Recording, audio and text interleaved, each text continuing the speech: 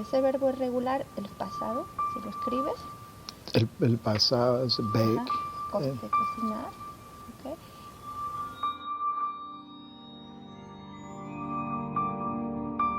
I was born and raised in Colombia, so in my hometown they call Buenaventura. It's really poor, and I remember when I growing up, my house, it was like really small. So when the rain coming through my bed, when we wake up in the morning, it was like sopping wet. I'm like, oh my God. My hometown is also poor for education.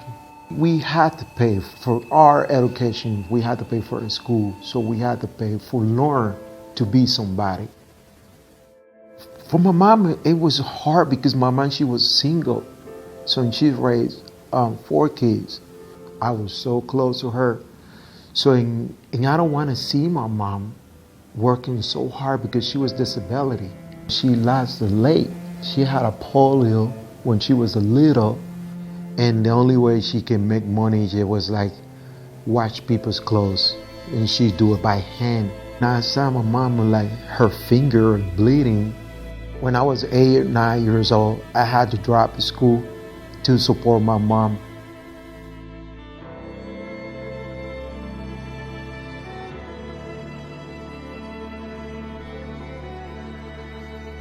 I went to Cali. Cali is the capital. And when I got to Cali, I saw some shoes. And I decided to buy a bunch of shoes and back to my hometown, Buenaventura. I was like, sell shoes to go back and forth to Cali. I see my mom happy, smile. I see my little sister go to bed, full belly. Because I was sacrificing my education. Though I had to make money. My mom, she said, well, let me tell you something, son. When you do things right, you receive blessings. When I moved to the United States, I've been seeing those blessings. So when I came to the United States, the hard part, it was to learn how to speak English, to communicate. When I moved to Seattle, it was really hard because you want to try to get a job, you have to know how to fill it out, the application. They asked me, do I know how to read and write it? And I said, no. But when I tried to get my GED, pretty much I failed the test. It was a big wall. I hit the wall.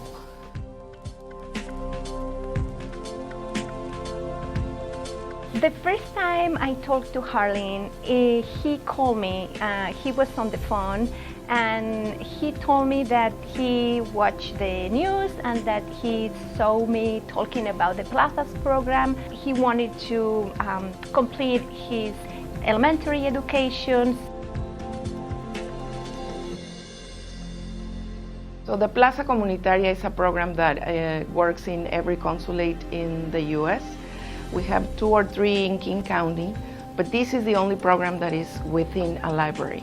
And I think that is very important that these programs exist in Spanish because they are more comfortable. They feel, the materials that they use are closer to their culture.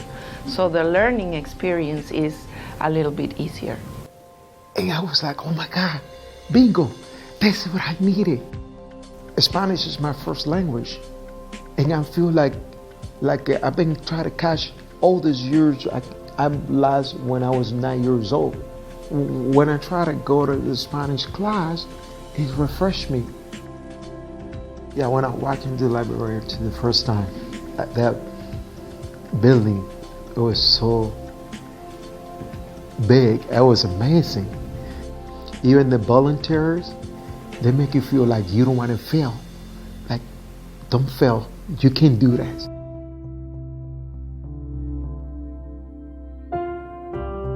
He was a very, very interesting person. He's charismatic. He's an example for the rest of the group. He was very proud of show his family that finally finished the elementary school in a short time. I really understand from the heart what they're going through sometimes, and how much people sometimes, get hidden against difficulties in life. Because I also know in my own family, and my mom, she wanted to become a teacher and she didn't have the opportunity. Jarlin to me is the embodiment of hope. I felt really, really happy for him because I know where he was coming from. We are right now in my beautiful house. I got a job. I find my beautiful wife. He's like the hardest working person that I know, and he never gives up. He's a trooper. And I know that, I work in a nice little office that's, air conditioned and heated, and he'll go out in the rain and the mud, and he'll just come home with a smile on his face. My mom, she was absolutely right when she told me that pretty much every day, like, when you do things right, you receive blessings. I feel like I live in the American dream.